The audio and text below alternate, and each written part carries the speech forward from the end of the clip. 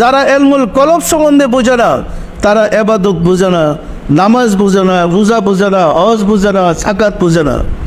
এই কারণে না বোঝার কারণে এবাদতের কোনো ফল হয় না। আপনি মারিফত যখন বুঝবেন, তখনই যখন উজু করতে যাইবেন, হাত পা ধোয়ার নামে উজু নয়। একটা মানুষের ভিতরে দুইটা মানুষ, উপরের তার দেহ মানুষটা, ভিতরের রূহ মানুষটাও আছে।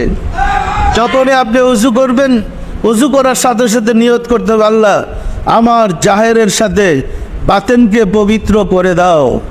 যখন মুখ দিবেন, মনে মনে খেয়াল করতে হবে, দয়াময় তোমার প্রেমের ফায়েজ দ্বারা আমার আত্মার মুখটাকে ধুইয়া পবিত্র করে দাও। হাত ধোয়ার সময় নিয়ত করবেন, দয়াময় খুদা আমি হাত দ্বারা নিজের দেহকে ধুইয়া পরিষ্কার করলাম, দেহকে তুমি আমার বাতের হাত অর্থাৎ আত্মার হাতকে তোমার প্রেমের ফায়েজ দ্বারা ধুইয়া পরিষ্কার করে দাও।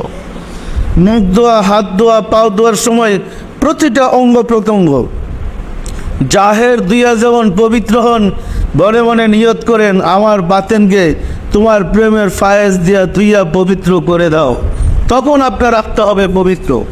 সম্মানিত আশিক রাসূলেরা জাহেরিভাবে রুকু সেজদা কিয়াম করার যখন করেন, বাতেনও তো করেন, বাতেনও তো কাঁধা সোজা করেন, কিয়াম করার রুকু সেজদা করেন, আপনার অঙ্গ প্রত্যঙ্গে একাকার করে দিয়া তখন আল্লাহকে সামনে খেয়াল করে রুকুর সাথে নিজের রুহুটাকে রুকু করান।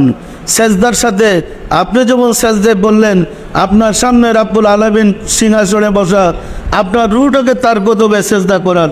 তখন আপনার হাকিকতে সালাত, পরিষ্কার নামাজ হবে। এইভাবে রোজা, এইভাবে হজ, এইভাবে জাকাত, প্রতিটার সাথে আপনার দেহের সাথে আত্মার পবিত্রতার খেয়াল করতে হবে। তারপরে বুঝবেন ধর্ম কাকে বলে।